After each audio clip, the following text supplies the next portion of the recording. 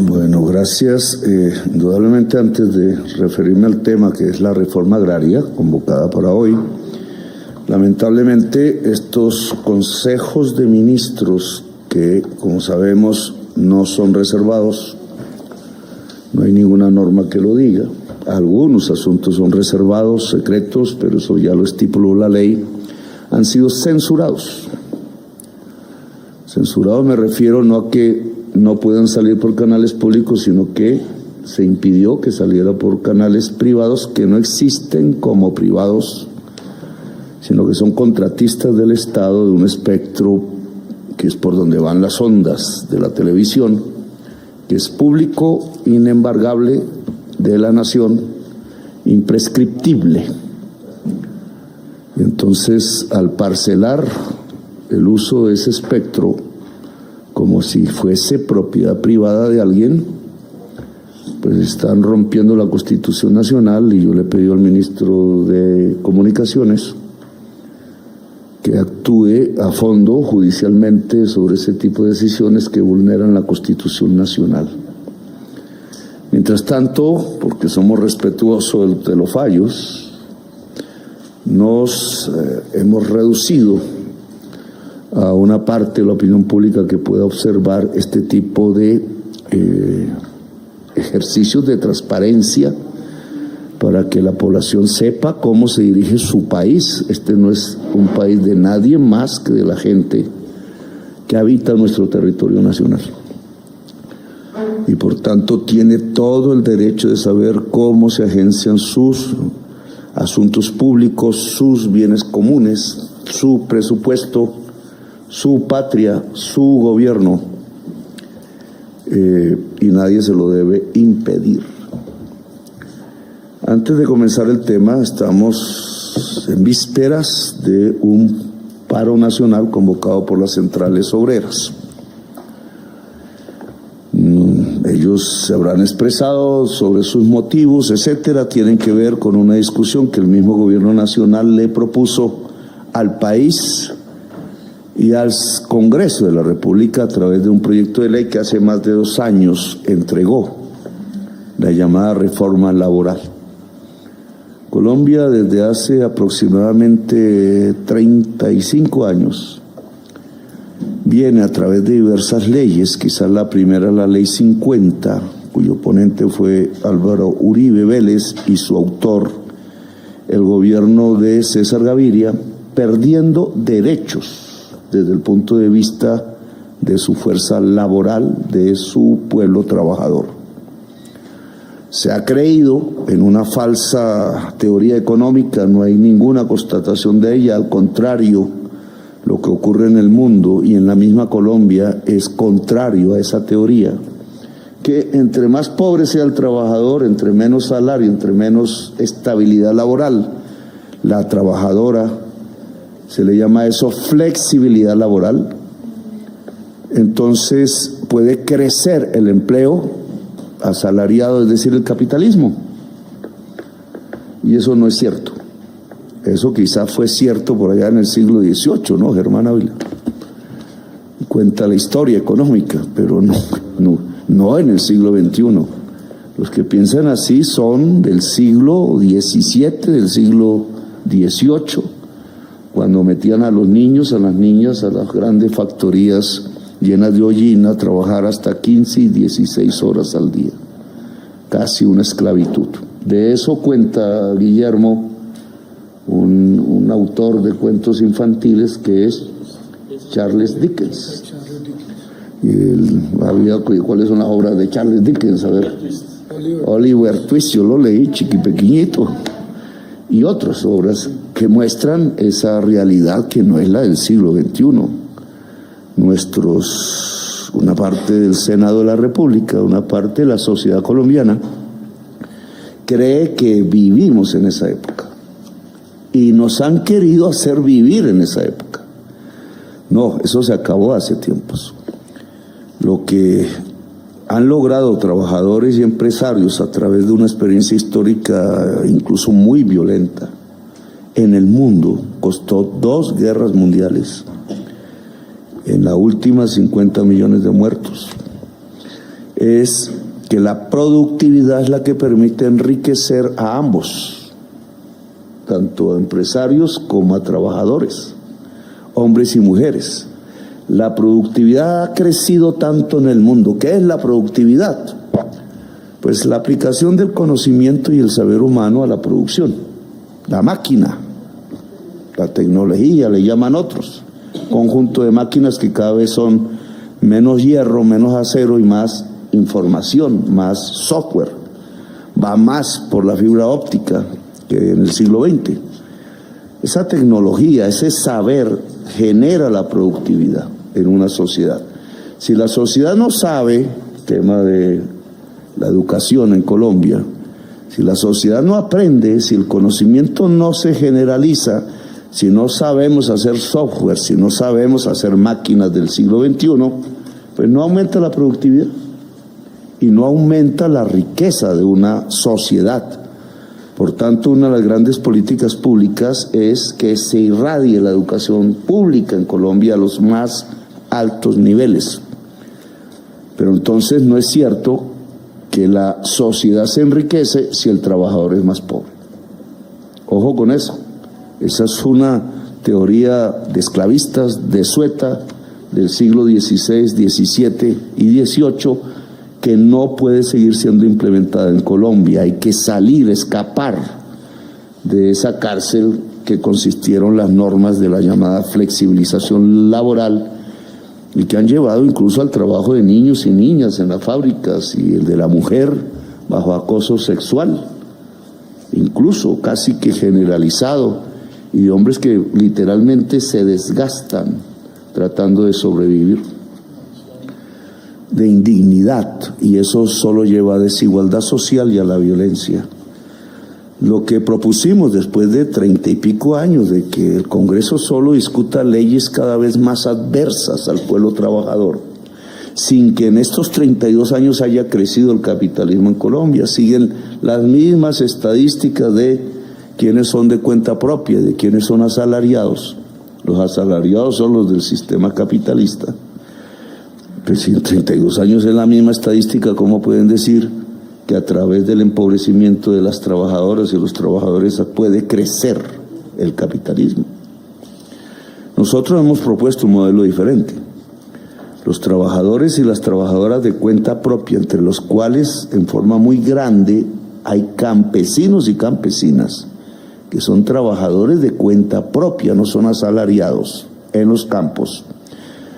Pueden tener su tierra, pueden tener su asadón. A veces quisiéramos que tuvieran tractores, no asadón. Para tener tractores hay que asociarse, y entonces ese es uno de los temas del día de hoy. Y tienen que recibir créditos asociativos, no individuales. Pero ese campesinado es de cuenta propia, no es asalariado. Sus ingresos no vienen de un salario, viene de la venta de sus productos. ¿Cómo se fortalecen ellos y los cuentapropistas de la ciudad, como el vendedor ambulante, como el microempresario, que en realidad lo es? No es bajando los salarios de los trabajadores, como dice el Centro Democrático hoy. Entonces el microempresario se vuelve poderoso si el trabajador que llega a contratar, porque no contrata sino al hermano o al hijo del mismo empresario, a veces la misma familia. Entonces, si ellos son más pobres, los trabajadores reciben menos, entonces el microempresario se vuelve más rico. Eso es carreta, eso es mentira. Eso no es más sino ideología de esclavistas. Y al final, pues, de aliados de paramilitares, porque usaron los paramilitares para matar trabajadores cada vez que protestaban por esas condiciones de vida. No. Si los trabajadores que hay en una microempresa ganan más, compran más en Colombia. Resulta que son el 80% de los trabajadores de Colombia, la inmensa mayoría. Si ellos ganan más, compran más, y compran dentro de Colombia, no se van a Miami, ellos no se van a Miami a comprar. Y si compran dentro de Colombia, ¿a quién le compran? Pues en buena parte a los empresarios, microempresarios de Colombia.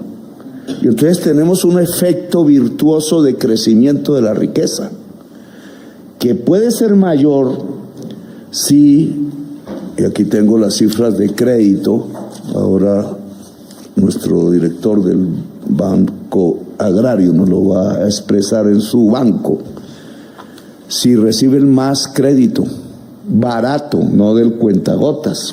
Esa es la política que deberíamos implementar. Yo le propuse a la banca un pacto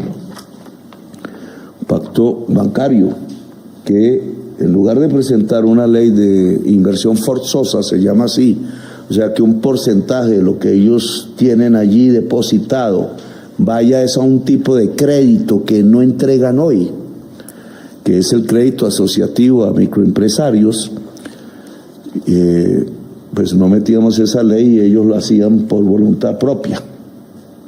Pues yo tengo aquí las cifras que me entregó César Ferrari, 26 de mayo del 2025, no lo hicieron, incumplieron el pacto. No sé si está aquí César o el ministro de Hacienda que está al frente de estos temas, pero incumplieron el pacto. Así no se puede. Entonces, de buena voluntad nos reunimos en esta misma mesa y todo el crédito en Colombia en términos reales está estancado desde el 2022. En términos reales, Germán. ¿Qué significa esto? Que el Banco de la República ha congelado el crecimiento del crédito. Está estancando la economía nacional. Pero no ha crecido el crédito asociativo, no aparece. Es decir, que han incumplido el pacto de que se llevaran recursos de los bancos en forma de crédito a asociaciones de microempresarios rurales y urbanos. Ha crecido algo el microcrédito individual, es lo único, pero es marginal. Una banca así no desarrolla Colombia. Ahora, esto es un tema de discusión del Senado y del Congreso. ¿Quieren apoyar a los microempresarios? Bájenle los impuestos. Eso fue lo que propusimos, Germán, en la ley de financiamiento. Lo hundieron. La misma Comisión Cuarta y Terceras. Bájenle los impuestos a la microempresa. ¿Quieren desarrollar la microempresa? Bajen los costos de energía eléctrica. Señor ministro de Minas, la CREC no ha hecho sino darle vuelta al mismo rollo. Y aunque han bajado un poco las tarifas de energía eléctrica, no es lo suficiente para que un microempresario pueda producir con competitividad y rentabilidad. Y esta es una pelea que estamos librando desde el inicio del gobierno, pero que aún no ganamos. Y hay que ganarla, porque se están robando a los usuarios de la energía eléctrica en Colombia. Y usted sabe cómo, a través de una fórmula leonina que no tiene que ver con el capitalismo, sino con la renta de la tierra. El más ineficiente pone la tarifa a todos los colombianos. Los más eficientes, los del agua, se ganan las utilidades enormes y no pagan impuesto sobre esas utilidades. Esas utilidades solo salen del bolsillo de los microempresarios y de todas las familias de Colombia. Queremos que el microempresario sea más fuerte, bajemos las tarifas de energía eléctrica en Colombia, que se puede, sin que quiebre nadie. Y asociémoslos. Entonces, no es bajándole el salario a los trabajadores de una microempresa como se enriquece un microempresario. Eso es una política pobre, de mente pobre, de espíritu pobre, de política miserable. Y bien, tienen derecho los trabajadores y las trabajadoras entonces de salir a protestar, porque lo que hizo el presidente del Senado de la República fue un fraude. Ahora dicen que no, pero todos lo sabemos. Los parlamentarios que estaban presentes en la plenaria y que no dejaron votar, lo han dicho públicamente, no nos dejaron votar. Son 3. 2 de Cambio Radical, 1 del Pacto Histórico. Si son 3, había mayoría por la consulta. Robaron la consulta popular. Ahora, efectivamente, el senador, presidente del Senado, el señor Cepeda, Efraín Cepeda, por su afán de dañar la consulta popular, no leyó qué era lo que estaban votando los parlamentarios. Se le pasó, se le olvidó. Señor secretario, léale a la plenaria en qué consiste la siguiente votación. Se trata de un concepto previo que hay que dar para una consulta popular que presentó el gobierno. La consulta popular dice esto. No lo dijo. Puso a votar a la gente sin saber qué votaban. Eso está prohibido por la ley quinta. Es decir, no se votó un concepto previo, ni a favor ni en contra. Y la ley 33, la ley 1015, ¿cómo es el número? 1557, artículo 33, litoral C, dice que si no hay concepto previo del Senado de la República, y no lo hay por error del presidente del Senado, el presidente tiene el derecho de decretar la consulta popular. Pasados 30 días del momento en que se presentó la consulta. Ya entraron a decir que soy un dictador, que no sé qué, eso es lo que dice la ley. ¿Para qué son brutos? Porque son tramposos el senador. Y tengo que decirlo así, porque es una trampa lo que han hecho contra el pueblo. Ahora, digamos, en la dinámica, y esta es una victoria del pueblo, por protestar, por salir a la plaza pública, por manifestarse. Entonces revivieron la reforma laboral que nosotros habíamos presentado y que se había aprobado en Cámara de Representantes, que había hundido los 8 famosos de la Comisión Séptima. Revivieron, eso es un triunfo porque ya la habían matado. La revivieron y ahora está siendo discutida en la Comisión Cuarta del Senado en este preciso momento. Nosotros estamos esperando. No hemos suspendido la consulta. La consulta va porque aún si se aprobase un buen texto en la Comisión Cuarta del Senado, pues queda la plenaria del Senado, queda la conciliación y ya sabemos que nos hacen trampas, sobre todo cuando las cosas pasan a manos del presidente del Senado. Eso iba a hacer el senador Iván Nami con la reforma pensional. La iba a hundir por tiempo. Las centrales obreras, entonces, ante estos hechos, han propuesto un paro nacional para mañana y pasado mañana. La posición del gobierno al respecto es: Constitución Nacional, el pueblo de Colombia o cualquiera de sus sectores tiene derecho a la huelga. Dice la Constitución Nacional. ¿Alguien que me busque el artículo por ahí? ¿Cuál? Artículo 56, que podríamos leerlo, no sé si lo tenga, aquí toca rapidez. El artículo 56 de la Constitución Nacional dice que existe en Colombia el derecho a la huelga. Entonces, vamos a leerlo textualmente. Se garantiza el derecho de huelga. Se garantiza. La fuerza pública garantiza el derecho a la huelga. El gobierno nacional y todas las instituciones de Colombia deben garantizar el derecho a la huelga, salvo en los servicios públicos esenciales que ya ha definido el legislador. Hospitales, cosas que no deben parar porque de ello depende la vida humana y por eso se llama esencial. Derecho a la huelga es un derecho, por tanto. Ahora, hay deberes. Entonces, ¿qué va a hacer un señor comerciante mañana, un señor de la tienda, un señor del restaurante que están preocupados porque ¿qué pasa?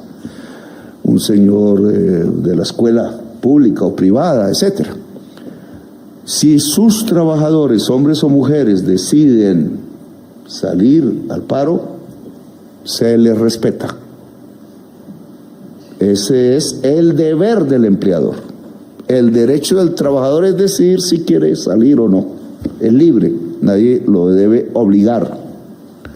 Pero si el trabajador, la trabajadora quiere salir a manifestar su rechazo a lo que ha ocurrido en el Senado de la República, porque desea que se le permita decidir en Colombia, como la Constitución ordena, en una consulta popular, el empleador, el patrón, la patrona, debe permitirlo. Debe, es un deber. no que la va a echar, no que porque no.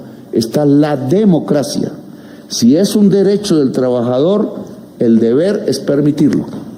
Deber incluso para los funcionarios públicos, para nosotros, para la fuerza pública. Se llama democracia. Sé que estas palabras suenan raras, porque aquí hacían era otras cosas, que es impedir el derecho. No solo ese derecho, muchos derechos. Pero lo que está sucediendo en Colombia bajo este gobierno es que Colombia vive una democracia. No se le quitan los ojos al que protesta. No se le llama terrorista y se le mete en la cárcel al que protesta. No se le mata al que protesta. El que protesta, que libremente ha escogido ella o él ese derecho, entonces también tiene un deber. El deber es, no afecta a los bienes comunes, no afecta a la propiedad pública, los edificios públicos, no afecta a los derechos de los otros, no se debe romper vidrios, como le pasó a EPA, ya EPA lo sabe, lástima que la hayan castigado tan injustamente, porque ella repuso el vidrio. La nueva ministra de Justicia, ahora está aquí Augusto, ministro de Justicia, usted fue vendedor ambulante, ahora es vendedor, ahora es ministro de Justicia, tiene en su experiencia esto que estoy hablando. Entonces, el deber del que protesta, del que ejerce su derecho a la huelga, es no afectar a la fuerza pública, no golpear a la fuerza pública, no ejercer violencia sobre la ciudadanía que por Y o X razón pues no está ahí mismo, ni sus bienes. El gobierno de Colombia lo que le dice al pueblo de Colombia es que tienen derecho a la huelga general, a la huelga particular, que el deber de quienes son empleados es permitirla, 2 días han dicho, pero el deber de quienes salen a la protesta es no ejercer violencia. La violencia va contra los que estamos pidiendo, porque el presidente de la República tiene una posición respecto al derecho a la dignidad de trabajadores y trabajadoras en Colombia. La violencia, cualquier acto de violencia, y sí que va a haber infiltrados, es contra el movimiento de las trabajadoras y los trabajadores.